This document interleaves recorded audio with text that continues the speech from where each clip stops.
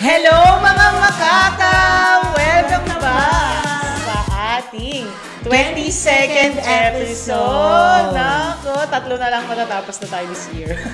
Nandito na naman po ang inyong mga Madaling Kausap with Apple and Marie. Yan. Kamusta naman after 2 weeks? Ang tagal ng 2 weeks. Parang lokas na kami, tapos nagpalit kami. Binubuking mo naman yung... Binuking niya yung inano-ano namin Ang tagal namin magbihisa. Parang wala pang 5 minutes bago tayo nag-record yung isa. Ayan, kasi naman, talaga namang pre-recorded yung sessions na. Sessions. Yes. Porca Suprema. Hindi pa kami pwede mag-live kasi wala Webes yun. Tapos may pasok kami. May mga trabaho, may mga At saka hindi naman kami showtime, tsaka Itbulagan. Podcast lang kami. Hanggang ngayon, nagtatry pa din tayo mag-sumikat. Kaya nga, hindi nyo nga kami pinapasikat dyan. At dahil dyan, nagpapasalamat tayo pa din sa mga patuloy na sumusuporta sa atin. Always grateful. At lalo na dun sa nanood ng ating previous episode na Tamang Hinala. Nag-isip siya. Napaisip ako parang kakagawa lang na.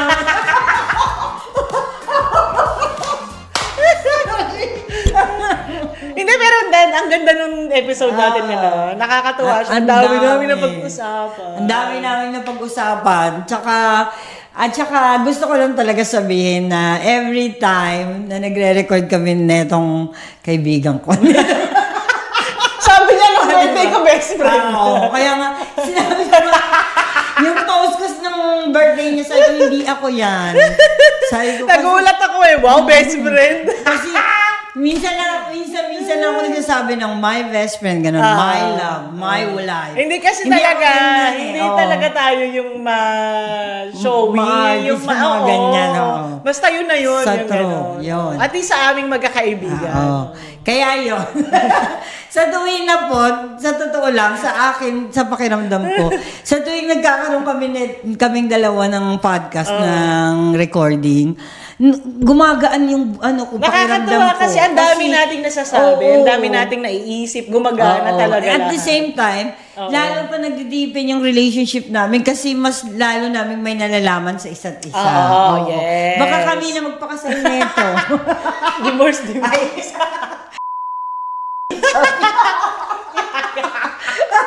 Ay, naku, Blip! I-delete niya to. I-blip mo yun. PM is the key! Hindi ako nagmura doon, ha? Pag binlip niya yun, hindi ako nagmura doon. PM is the key, para malaman nyo kung ano yun. Ayan. Pag-uusapan natin ngayon. Nayanig.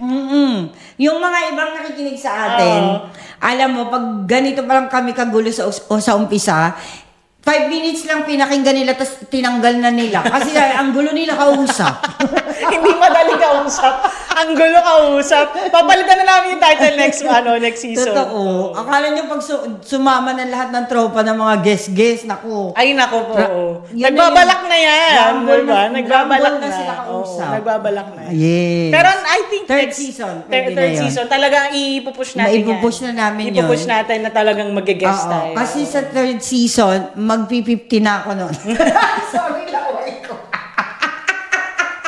Huy, only 50, grabe, wala pa. Wala pa. Okay mo.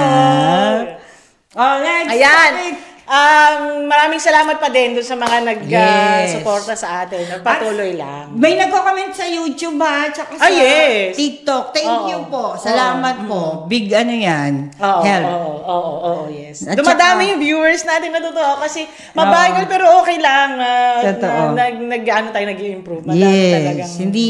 Hindi po namin kahit na po anong mga criticism or something, violent comment, okay po yun. Yes. Pwede nga yun maging grounds para pag-usapan natin ng much deeper yung tinapik namin ngayon. Yes. Hindi grounds for impeachment. Huwag kayong mag-alala, di namin kita tanggalin. Yes. Ayan, pag-uusapan natin today dahil nga last month, nagkaroon tayo ng Pinktober. Yes. And this month, it's November. At kung nakaraang buwan, inaalay natin sa mga girls. Yes. This month, aalay natin sa mga boys. Dahil sa November. Okay. Month pala nila yon. Oo. Ang October is for girls, ang November is for boys. Sino nakaisip niya? Hindi ko rin alam. I-research natin yan kung sino nakaisip niyan. Pero kasi dahil nga, yung 2 buwan na to is inaalay at magandang awareness to sa health ng isang babae noong October at yung November naman para sa health ng mga lalaki. Dahil akala nyo ba mga babae lang dapat ang nag-iisip ng health? Yes. Dapat mga lalaki din. Totoo. At saka, akala nyo ba tayo lang mga babae ang maraming issues? Marami rin silang mga boys. Oo, pero very discreet lang din talaga yung mga lalaki. Kung minsan. Yung pag-uusapan natin mamaya. Yeah. Pero yung topic natin today, kahit dahil nga wala tayong lalaking guest dito, it's about our perspective of a man. Sa isang lalaki. Pero very funny to. Pero di ba gusto mo din naman maging lalaki? No. I-blip niya to. Ay, hindi ko tayo i-blip. Uy, sinagot ko na yan nung nakaraan. Sinagot ko na yan. I don't like. I still like to be a woman. Gusto niya pala. I love being a woman. Pala, sinagot niya. Ayoko maging lalaki. I don't know why. Pero, minsan, yung behavior ko kasi diba medyo boyish talaga. Boyish. It doesn't mean na to. Manghinala na naman kayo. Connect. Hindi siya dahil gusto ko maging lalaki. It's how I am. Talagang parang wala akong pakialam kung mag-makeup nagde-dress pa nga ako, 'di ba? Oh, yes. So, saka hindi ako yung nagugupit lalaki. Hindi yun dahil sa pangarap niya. Oo, hindi po. Tama, hinala na naman tayo. Hindi yun. Ibang topic to. Iba. Ang topic natin today ay maginoo o medyo bastos. Ang tipog kong lalaki. Ang backgroundan niya yan. Pero pag sinipag siya. Oo, yung babae po ako mayroon background yun. Ayan, so pag-usapan natin, ano ba yung definition natin ng maginoo at medyo bastos. Diba? Nagkaroon ka na ba ng mga manliligaw na maginoo o medyo bastos? Sasagutin natin yan. Sasagutin yan. Ano na ba yung mga uso ngayon at ano yung mga gusto nating karakter na lalaki? Yung maginoo ba o medyo bastos? Magandang tanong yan. Diba? At sa kultura nating Pilipino, ano ba yung mga na-witness natin at nakalakihan natin na perspective ng pagiging isang lalaki? Diba? Pag-uusapan natin. At syempre, at the end, yung conclusion natin is kung bakit importante yung connection ng ating episode ngayon sa Movember na awareness. Yan! Huwag niyo po isipin na porket sa lalaki to, para lang sa lalaki to. Para sa mga babae din. Para alam natin, totoo. At saka, importante din naman po, nalalaman natin yung mga issues sa lalaki kasi tayo po nakikipagrelasyon sa mga lalaki. Asawa natin, lalaki, di ba? Yung mga ganong kapatid nating lalaki. Tatay natin. Pamangkin, pinsan. Diba? Maganda yan na para nauunawaan natin nagiging aware tayo kung ano din yung mga nila. Nauunawaan natin sila. Although, mas mauunawaan natin sila pag naghubad sila. Go! Dahil dyan, umpisahan na natin. Ano ang definition ng maginoo para sa atin? Maginoo. Ikaw muna ako. Na Filipino kultura. Diba? Maginoo niya, magalang. May sa pinapauna muna yung babae bago sila. Very old yan yung mga old fashion inaalalayan ng mga babae. Yes. Pag sinabi mo kasi na maginoo ang isang lalaki, ito yung talagang inalagay yung babae sa pedestal. Nung unang panahon to, yung talagang nagtatanggal na sombrero, nagbabaw, di ba? Yung mga pinag-iigip ang babae, di ba? Yung pinagsisibak na kahoy. Yes, yan yung mga old-fashioned. Kaya mo sinabi na maginoo di ba? Si ginoong, di ba? Sign of respect talaga yan. Yes, totoo. Pag sinabi mong maginoo. Oo, yan yung mga tinatawag nila dati na, naku, si Ginoong ganito ay talaga namang diba? Talaga namang maipagmamalaki ng ating barangay, ganyan. Pag medyo bastos. Yung medyo bastos kasi, ito naman yung mga parang astangkalye, ganyan. Pero it's only a word. Yes. Yung ano lang yun, na parang, ano lang yun na, hindi sinasabing bastos in a way na sexual.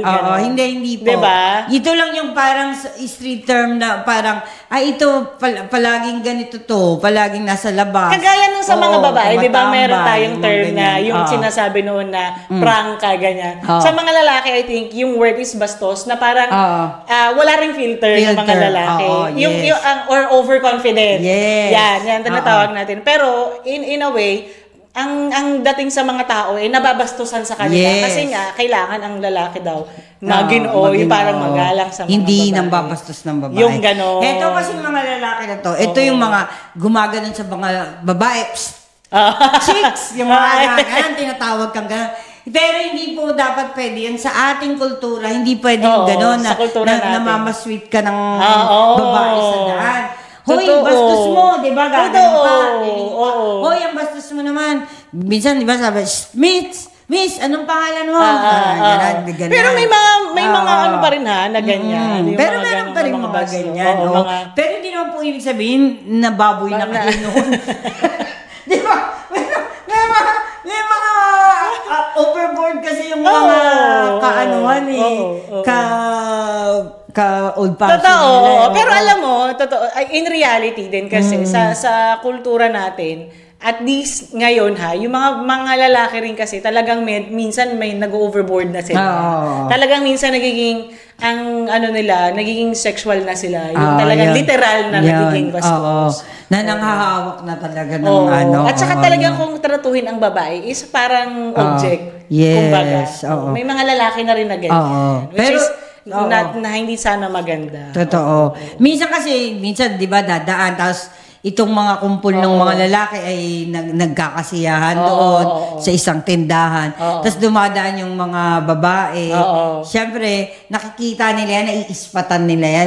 Tinatawag na naiispatan ko si ganito. Kaya minsan, gaganon nila, Miss, anong pangalan mo? Ganyan, pakilala naman kami.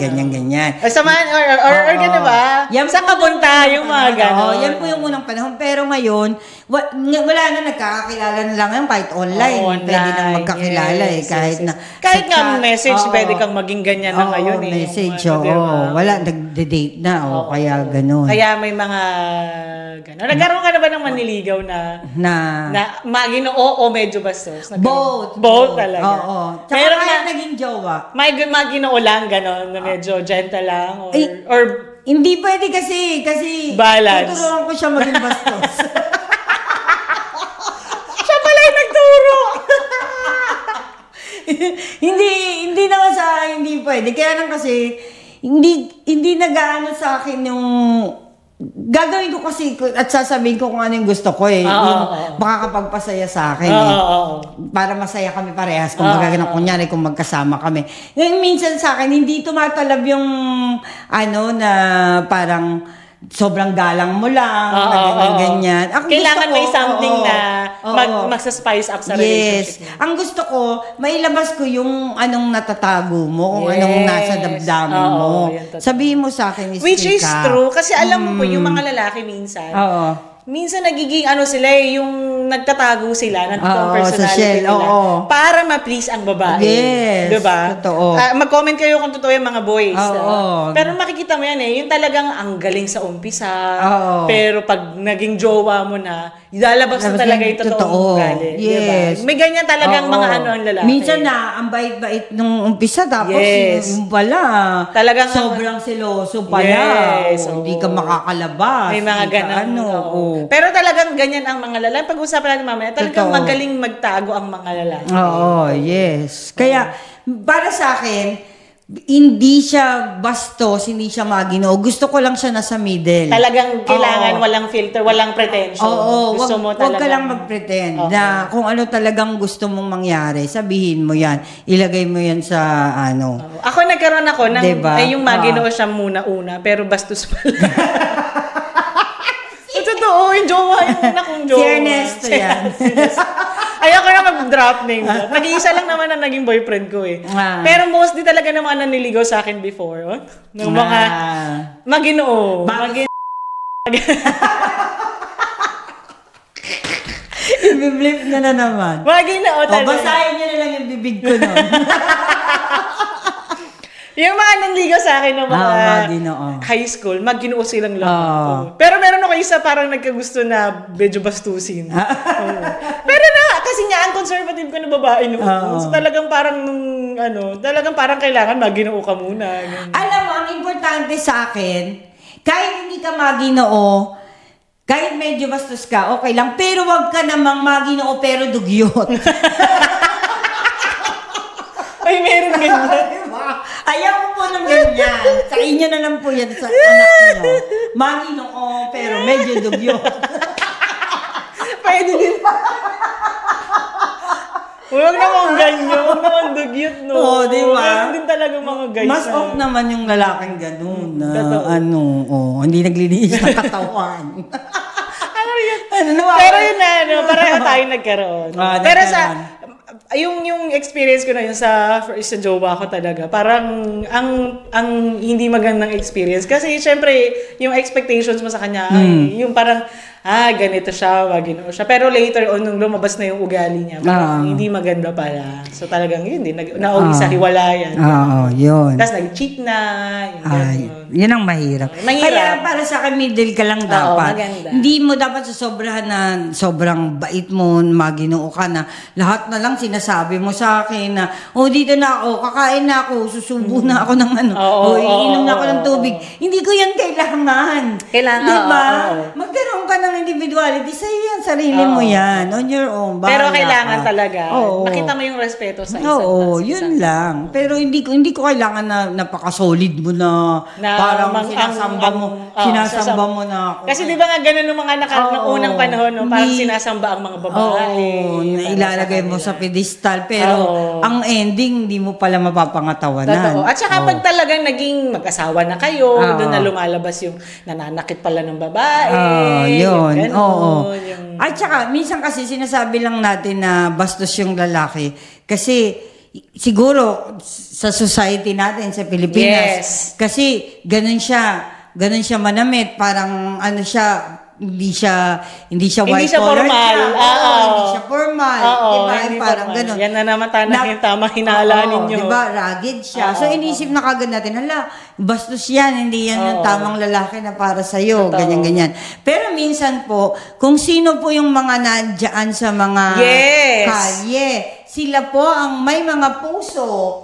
Totoo, which brings to our next talking point na yung kultura kasi natin, ang view sa mga lalaki, di ba, ganyan. Kailangan kung todo forma, ayos manamit.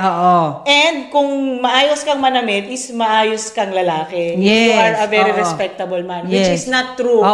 Kasi may mga lalaki po na very respectable manamit, pero ang ugali talaga naman. Yes. Totoo. Talagang hindi mo talaga gugustuhin. Minsan naman sinasabi din nila na pangit yung pamilya nitong lalaki na to. Pero yung tao po, yung mismong lalaki, hindi naman siya ganun. Maayos siya. Mabait siya, magalang siya. Di ba? Nag-aaral siya. Although, lahat ng nakilala mo sa side niya, patapon na yung buhay. Pero siya, may maayos siyang buhay. Minsan po kasi ganun ang naaano. May mga ganung kultura sa atin. Kultura natin, society natin, na parang sinasabi kagad, naku, ang pangit ng niyan, pamilya niyan, background niyan. At saka expectation sa lalaki na kapag yung mga ganyan dapat maganda ang trabaho, di ba? Pag hindi maganda ang trabaho mo, patapon ka. Parang gano'n, di ba? Kasi, gano'n din. Pagka kasi nagkatuluyan na kayo, doon din kasi inaasa ng society na si lalaki. Lahat. Lalaki ang lahat. Wherein, pwede naman dalawa kayong magtrabaho, magtutulungan kayo para maitaguyod ang pamilya. Totoo, tama. Napakalaking, napakalaking bahagi ng kulturo natin. Kasi talagang sa atin sinasabi, ang lalaki dapat ang nagtatrabaho. Hindi na po ngayon. Hindi na po ngayon. Ganun din. Diba? Na ang lalaki ay hindi dapat gumagawa sa gawaing bahay. Hindi rin po nag-a-apply na. Kasi dapat ang lalaki marunong na rin. Yes. May mga lalaki na ngayon, daming mga marunong na magluto. Yes. Oo. Ang sasarap nila magluto. Mga chef nga sila eh. Tapos, madami na din nagkaka-interest na mag-ayos sa gawaing bahay. Yes. Diba? Hindi na rin po nag-a-apply na para sa babae lang yun. At saka ngayon, meron na rin mga asawa, yung mga stay-at-home husband. Yes. Diba?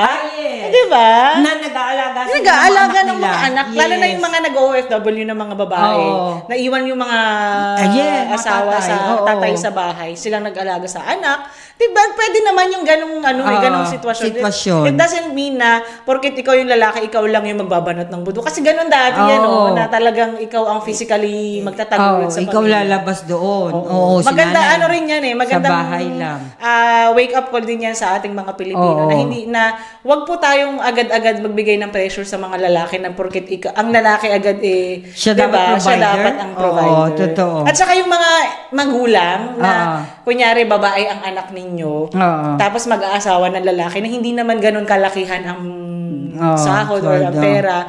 Huwag niyo po silang mamatahin agad na parang wala namang ipapakain sa anak ko yan. Totoo. Hindi ba kayang magtrabaho ng anak niyo para sa sarili niyo? Dapat nga ang tinuturo natin sa mga anak natin ay anak, maging independent ka sa financial mo. 'Di ba? Para anong mangyari, iwanan ka ng asawa mo, meron ka, mabubuhay ka. Exactly. At saka, 'di ba nga pag mag-aasawa kayo, you are two individual na nag-share ng isang buhay. Kaya dapat talaga independent si babae, independent si lalaki. Hindi talaga dapat iaasa lahat sa lalaki. Hindi na po nag-apply ngayon yan. Kaya nga. Hindi na po. Tapos sinasabi nila na pag ganyan yung lalaki, na parang gusto mong pagtrabahuin yung anak ko, bastos ka. Diba? Ganun na kagad. Hindi po. Dapat baliin na yung paniniwala na yun na ganun. Dapat sharing na lahat. At saka ngayon, lalo na dito sa ating kultura dito ngayon, sa European culture, talagang ang babae talagang nagtatrabaho na din. At ang lalaki talagang share.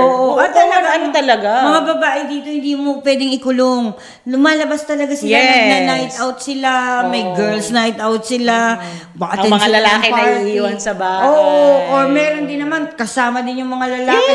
Mag-boys night out ka din, mag-girls night out ka. Very na po ngayon, hindi na po talaga lahat dapat sa lalaki. Hindi na po yan nag-ano ngayon. Lalo na dito sa western culture. Hindi na po yan uso na lalaki lang ang mag-aano. Pwedeng sa akin na kung ang magiging tatay ng mga anak ko, maging maginoo siya sa pagtuturo sa mga anak ko kung yung mga tama. Yes. Kagaya ng pagtrato sa babae.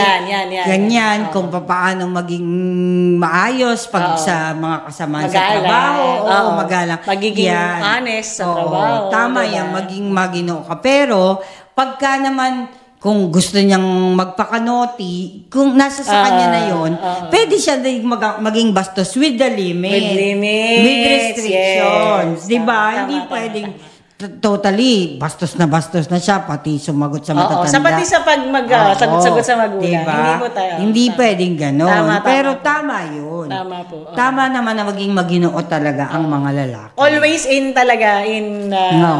balance talaga. Balance lang talaga. Kasi alam naman natin ng mga lalaki talagang hindi yan masasalita. Talagang tahimik lang yan. Hindi sila kasi kagaya natin na parang, lahat ng bag mo, saan mo nabili yan? Ganun kagad eh. Tayo kagad na, very vocal tayo. Ang reaction natin talagang nandun kagad. Mga lalaki, isipin mo naman yung lalaki, magsabi, ang ganda ng bag mo. Pre, saan mo binili yung bag mo? Pre, ang ganda ng t-shirt mo, bago yan. Hindi kasi yan hindi sila gano'n. Lalaki eh, Kasi, syempre, maisip kagad nila, akala naman ni paring Joey, bakla ako. Of course, nag-uusap sila tungkol sa sapatos kasi gusto nila yung mga sneakers. Sports yan, mahilig nilang mga pag-usapan niya, mga sasakyan. Diba? At saka yung hindi natin nadidinig, mga babae. Mga babae. Tinatopic din nila yan pag wala sila. Diba? Pero sila na lang yun. Minsan nga sinasabi nga natin na huwag nga kayo dyan, chismosa din kayo kagaya namin. Diba?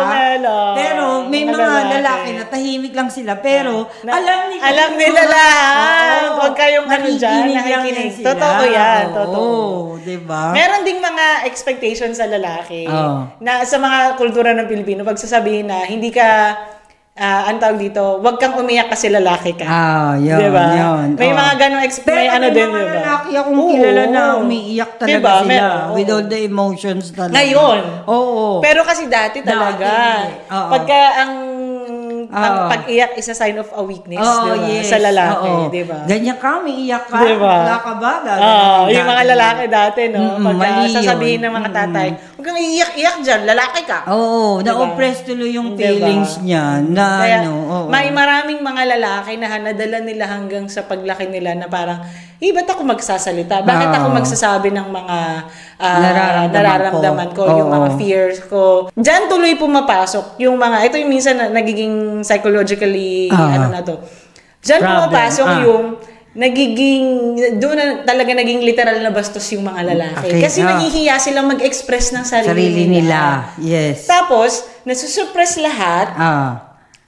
At ilalabas lang na yun in a way na acceptable sa society. Kasi ngayon, kung napapansin nyo po, mas acceptable ang mga lalaki na talagang makikita mo, nag-express sexually na parang, uy, ang sexy naman sexy mo naman, ganyan. Pumupuri ng... Diba? Isasabihin, uy, lalaking-lalaki to kasi na-appreciate na yung ganda ng babae.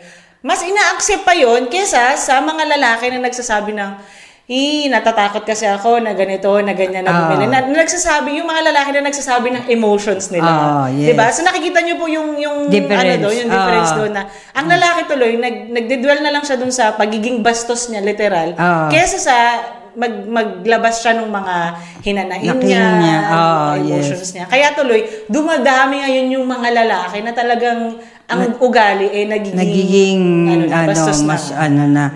Pero para sa akin, ang mas bastos talaga sa akin, yung nagtitake advantage. Yes. Yung bigla na lang nanghahatak, nanghahalik. Yung mga ganun kasi, nang-aakbay. Kasi, para sa akin kasi kung hindi kita karelasyon, hindi ko sinasabi na wala kang karapatan na, totoo naman, wala talagang karapatan. Pero yung mabibigla ka na lang na kung kakakilala lang natin, tapos tatapikin mo na yung puwet ko na gano'n. Hindi pwede po yung gano'n. Yung kasi yung talagang advantage yun sa'yo, kasi nahawakan mo ko kaagad. Yes. So, old-fashioned pa rin ako, no? Tama naman talaga. Kasi talaga namang may ganyan. Doon ako mas natatakot. Yung bigla na lang nang hahablot, ng sa'yo para, di ba, parang tinitake na kagad nila yung chance na, ay, lasing to, sige, pre. Yun talaga ang bastos literally. Yun ang mas bastos. Pero kung sabihin mong sa salita-salita lang, sa tingin ko, hindi yun nagmamatter masyado. Kasi minsan talagang kagaya nga ng mga taong prangka, din naman magsalita sila. Yes. Diba? Diretso lang sila. Kaya nga maganda talaga na maging aware tayo na yung mga lalaki talaga, okay lang magsalita, na maglabas minsan. Hindi po makakabawas ng pagkalalaki ninyo yan. Maganda nga minsan na yung partner ninyo or yung nanay ninyo or yung asawa ninyo, nalalaman nila yung mga yung mga thoughts. Thoughts ninyo or yung feelings, mga ikinakatakot nyo sa buhay. Kasi lahat naman tayo may ganyan. Ang mga babae kasi madali dahil may mga kaibigan tayo. Kasi yung mga lalaki, may mga magkakaibigan, hindi naman yan nag-uusap ng mga ganyan, di ba? Ganyan personal. Hindi yan nag-uusap At saka dapat minsan tayo as a babae, maging sensitive din tayo sa kanila. Na hindi natin sila, kausapin din natin sila na parang pwede ka lang namang mag-open up sa akin, maging comfortable ka sa akin, tell me what you feel, ganyan, para maramdaman din ng lalaki na okay pala yung misis ko, pwede po palang sabihin sa kanya lahat, ganyan. Unless nanliligaw ka sa trabaho mo. Iba na yun, syempre. Syempre, hindi mo yun sasabihin. It's the same thing yung sinabi natin nung nakaraan ng October na ang lalaki, kailangan niya rin intindihin ng babae. Same thing with us, na mga babae. Dapat. Kailangan talaga, inaano mo rin yung lalaki. Takes two to tango. Diba? Yes. Kailangan maging sensitive ka rin na pag-usapan nyo din kung ano yung mga pinagdadaanan ng lalaki. Kasi minsan baka napipressure na din siya. Totoo. Kasi di ba nga, sinabi natin kanina, ang pressure minsan talaga nasa lalaki. Na to provide and like this. Same thing na nape-pressure ang babae na mag-alaga ng pamilya. So talagang pareho po yan, lahat may pressure. So talagang dapat pinag-uusapan yung pareho. Pero number 1 tayong nagpo-provoke. Kasi tayo talaga, unang-una, yan, perfect example. Walang alam babae mag-drive, pero mas alam niya yung daan. Yan ang inaamin ko na. Para maging masaya naman yung jowa ko. Dahil month niya. Sige, mali talaga ako sa lahat. Hindi totoo kasi minsan. Pagtuturo ko sa mga direksyon. Ang lalaki kasi minsan talagang they keep it to themselves. Yes. Kahit mali ka na, okay lang. Totoo. Sa ganang hindi nga ako marunong mag-drive, pero ang kapal ng mukha kong magsabi kung saan dadaan. Sige, mali na yun. Pero babae kasi talaga minsan, may malang kasi talaga tayo. Ganito tayo si ganyan tayo. Kasi yung bibig ko, di ba? Kailangan kong makabit ng 5,000 words a day. Pero ang lalaki talaga, magaling sila mag-handle talaga. Yun. Ng mga emotions. Salamat at na-handle mo ako. Birthday mo. Ayan, pero talagang magandang awareness to sa atin ng mga babae. Kasi talagang yung mga partners natin ng mga lalaki, iniintindi din na lang talaga tayo. May fault din tayo at some point. Hindi lang naman puro sila ang mali sa Anong mas gusto mo? Maginoo o medyo basta? Sabi ko kasi ako kaya kanina, middle ako. Okay. May part na kailangan ko siya na maginoo siya. May part na kailangan ko siya bastos siya. Kasi hindi pwedeng extreme na masyadong mabait Hindi pwede yun, maabuso yun, magkakaroon ng ibang meaning yun. Ngayon pag sobrang bastos naman, nasaan na yung respeto doon, hahanapin ko naman. So doon lang po ako sa middle, hindi ko mapipili na same thing. Bastos talaga. Kahit na sa lalaking kaibigan, ganun din Alam mo yung limitations mo. So doon ka lang. Although ako, very liberal thinking ako. Pero at some point, alam ko kung hanggang saan. May hangganan palagi. Yun. Kaya yun namang mga boys na talagang minsan yung sobra-sobra maglabas ng kanilang pagkabastos side. Limit naman kayo. Limit na. At saka always ask for consent. Talagang napaka-importante po niyan. Na talaga, in both ways sa lalaki or sa babae, always ask for consent kung ano man yung gusto nyong gawin or mangyari. Magtanong, mag-usap. Yan po talaga dapat importante yan na nangyayari. Pero, yun. Para ma-avoid yung mga misunderstanding na ba't niya sinabi sa akin? Kasi minsan yung mga babae, di ba, minsan pag may nasabing nabastusan sa lalaki, ba't niya sinasabi yun? Report na sa ganito, sa HR, ganyan. Mag-usap kayo. Diba? At saka po, dun sa mga lalaking masyadong aligaga at sanay na manghawak ng babae, makbay, ganyan. Iwasan niyo po yan kasi kung ayaw niyo sa huli, maano kayo ng harassment. Ay, totoo. Kasi totoo yan. Alam ko naman na ganun kagad na nasa isip niyo, mga babae, ganyan. Sinisisi niyo kagad sa mga lalaki. Pero hindi niyo po alam na paulit-ulit niyo nang ginagawa yun, nagiging harassment na talaga siya. Diba? So may point na yung babae para magreklamo. Totoo. Tapos sasabihin niyo na, pag kaming mga lalaki, ganyan-ganyan. Diba? Pag kayo, okay lang. Ganyan. Diba? Kaya nga sabi ko, in both ways talaga dapat. Aware kayo na hindi dapat, may mga bagay na dapat talaga hindi ginagawa agad. Kailangan mo na may limitations kayo. Alamin nyo muna yun. Kasi syempre yung mga babae, parang hindi din naman tayo basta manghihipon ng ganun. Uy, bigla ikaw ba?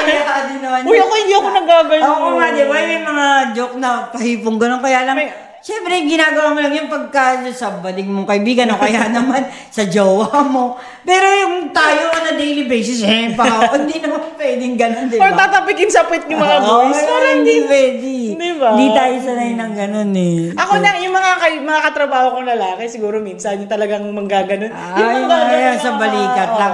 Yung suntok, hindi yung haplos na gano'n. Iba na yun. Iba na yun. Doon talaga ako nadidiri Napaka-old-fashioned pa rin. Hindi ko diba? Old-fashioned pa rin. Sorry. Pero kasi ganun talaga. Kasi may mga... Tingnan mo. Kinokontradict ko din ba yung ano ko?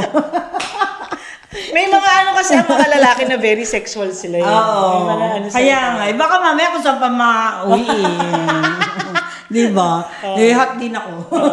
Pero minsan nga yung sinasabi ko eh, yun nga yung nasabi ko kanina, yun yung lumalabas tuloy sa mga lalaki, yung behavior na alam nilang acceptable lang. Kasi nga, kapag naglabas sila ng ibang emotions nila, sasabihin na mahina sila. So, kayo po, eto na, in relation sa last conclusion na yes.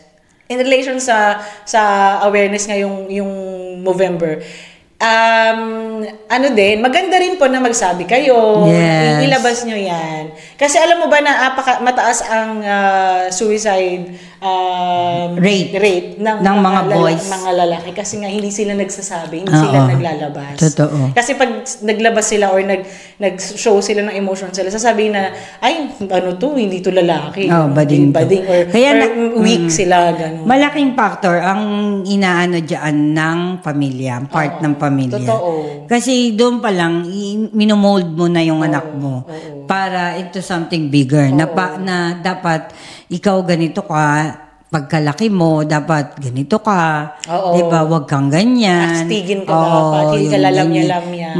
Pero, tuturuan nyo din po na mag-open up siya. Maging komportable siya sa mga kapatid niya, sa gender niya. Yes. Yung mga magulang na may mga batang bata lalaki. Na anak na lalaki. I-ano nyo po sa kanila na magsabi sila sa inyo. At saka hindi po masamang umiyak ang lalaki. Yes. Yung mga sasabihin nyo na huwag kang iiyak dyan kasi lalaki ka, dapat magaling ka magtago na. Mostly kasi si tatay nagpauso niyan. Diba? May mga ganun. Hindi po sign ng weakness yan sa isang lalaki. Kasi si tatay tinuruan din ni lolo. Totoo. Kaya, very old thinking na yan. Talagang babalik-balik na yan. Totoo. Kaya hindi na po magandang idalhin na yan ngayong panahon na to. Kasi ang ano po ngayon talaga dapat nating i-prevent na yung mga lalaki yung wala na silang mapuntahan, wala na silang masabihan. At in the end, they take their life away. Nakakalungkot. At saka wag nyo naman pong ibigay lahat ng pressure sa kanila. Yes. Alam nyo po, sabihin nyo sa kanila, ikaw lalaki, ikaw magdadala ng pamilya, ganyan-ganyan. Hindi naman po tamang ganun na ipasanin niya lahat. Diba? Kung pwede naman makatulong, yung partner or yung ano. Dadagdagan ko yan kasi ang pamilya po, hindi po tatay lang ang nagdadala. Yes. Buong pamilya yan. Ang nanay at tatay, team yan sila. Team maitim. Ay, team maitim, shout out. Team yan na talagang magtutulungan para maitaguyod yung pamilya. Hindi lang ang tatay palagi. Siya siguro ang leader. Siya ang leader ng mga kwak-kwak. Siya ang leader na talagang, di ba ang leader nga, hindi lang ikaw ang magde-decide. Kung ikaw ay isang magandang leader, you ask for output from your teammates, di ba? Pero ikaw lang ang magdadala. Susunod sa'yo ang pamilya. Pero magtatanong ka ng mga sa inyo sa ganito. Members. Kahit yung mga babae, tulungan niyo yung mga lalaki. Yes. Tulungan niyo yung mga asawa niyo. Huwag niyo silang i-bombard ng mga ratatat na hindi naman nonsense. Kagaya kung mga issue, mga petty issue lang. Pag-usapan. Na yun, move on nanay. Huwag nang kabalikan ulit kasi lang lalo si tatay, di ba? Pag-usapan. At saka talagang magandang awareness nung November na kagaya nung ginawa natin last month na yung health ninyo, yung mental health, physical health. Talagang magpapa-check up kayo kung may kailangan. Hindi porket lalaki kayo na kayong magbabanat ng buto, hindi na kayo magpapatingin.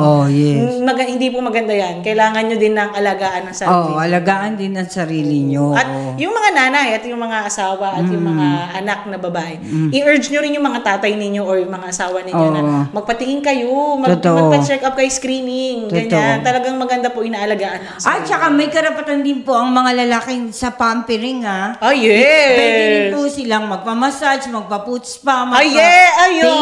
Maganda yan. I like. naman kayo sa mga lalaki. I like that. Si tatay dalhin nyo rin ganun manicure, pedicure, bakit? Totoo. Nililinis din naman yung kuko nila. Oo. Si Papa ko, ganyan nagpapapedicure yun. Kasi talagang, ang tigas na ng kuko niya sa paa. Hindi na asikaso. Hindi dahil lang, ay naku, simple naman yan si tatay, hindi naman yan sasama eh. At saka yung sinasabi niyo ang spa for ladies lang. It's not true. Kasi kahit ngayon ang mga lalaki na nagpapa-spa. Talagang self-care. Maano ang self-care ngayon? Pero ibang basahin na po yung may happy finish.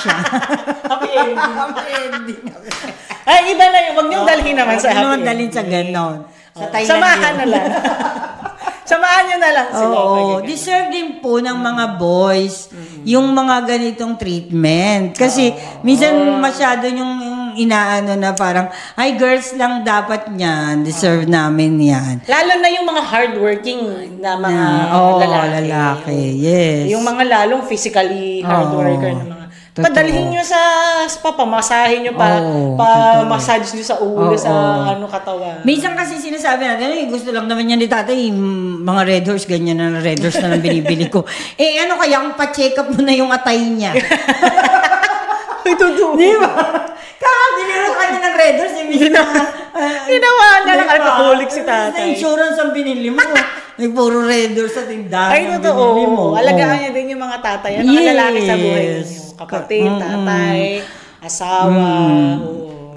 Mas pipiliin ko pa rin pong may tatay kaysa sa wala. Oo. Yan. Magandang topic. Mangingiyak si Ben. Anong tawag dito? Nakakatuwa kasi hindi lang talaga ang mga babae ang may lugar sa mundo. Mga lalaki din. Kasi kahit kami mga babae, hindi kami papayag na walang lalaki sa mundo.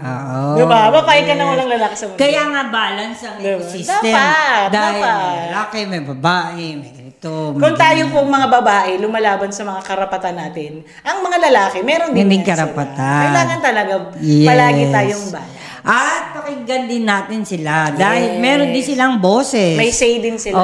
Hindi porke lalaki sila ay dapat tameme na sila. Diba? Maraming salamat po sa mga lalaki sa buhay namin. Tatay, kapatid, tito, na talagang pamangkin, bayaw. Tiyuhin, yung mga mababait na bayaw. Yes, talagang maalaga sa mga babae. Sa pamilya. Talagang pinagpapasalamat ko yan sa Diyos. Talagang magandang role model sa mga nakababatang mga henerasyon ng mga lalaki. At patuloy lang na yung mga lalaki na talagang may pinagdadaanan, try to open up, try to find someone na makakausap. Kung hindi man mga kaibigan, professional. Diba? Maghanap kayo at mag-open up kayo. At yung mga lalaki naman na gulong-gulo pa rin sa buhay nila at lalo pa nilang pinagulo ang buhay nila sa pagdadagdag ng mga babae kaliwat kanan, ituloy nyo lang po yan hanggang magka-AIDS kayo. Hindi, I think yung mga lalaki na ganyan, wala pa sila. Kasi may mga lalaki naman, di ba, yung mga bayaw, di ba? Mga role model ng mga lalaki. Wala pang maturity yung mga lalaki na sinabi mo yung ganyan, wala pa sila sa maturity age nila. Ay, hindi. Hindi ako naniniwala. Hindi ka naniniwala sa ganyan. Hindi sila pinainom ng vitamin C. I think, ayan din, isa rin yan, walang maganda example. Pero meron ding best na mga may example na maganda, pero yung mga anak talaga na lalaki na talagang iba ang thinking. Okay. Iba ang desisyon sa buhay. Pero mas madami pa yung topic na yan sa susunod. Nasa sa sarili na nila yan. Yes. Pero ngayon talagang magpo-focus tayo dun sa mga lalaki na talagang deserve. Na talagang i-pamper yung sarili nila. Pasalamatan natin sila sa mga araw-araw na pagpapasensya nila, pagda-drive nila sa atin from work. From work to home and home to work. At pagpapaligaya, diba? Totoo. Diba? Yan, maraming salamat sa inyo. At it's about time na isipin nyo din yung sarili nyo minsan. Yes. At talagang i-alagaan ninyo. Yes. Yeah. Maraming salamat po sa pakikinig, panonood at pag-stay sa ating episode. Sana po kayo ay naaliw. Lalo na yung mga men, yung mga lalaki. sa maiksing oras. Maiksi ba? O naka-3 oras? Hindi ko rin alam basta hindi ko na inaano, basta nakakaalo yung usapan natin Kami po Very ay meaningful. talagang saludo talaga. sa mga totoong lalaki. Yan, totoong lalaki. Na isinasabuhay ang pagiging ama, Yes, kapatid, tatay, anak. ay, anak, Yes. ayaw, sorry, lahat na. Pero hindi sa mga politikong lalaking corrupt. Inan nyo magsiresign na kayo dyan, visit kayo. Ay, it's about time na talagang paringgan yung mga Kaya ganyan. nga, di ba?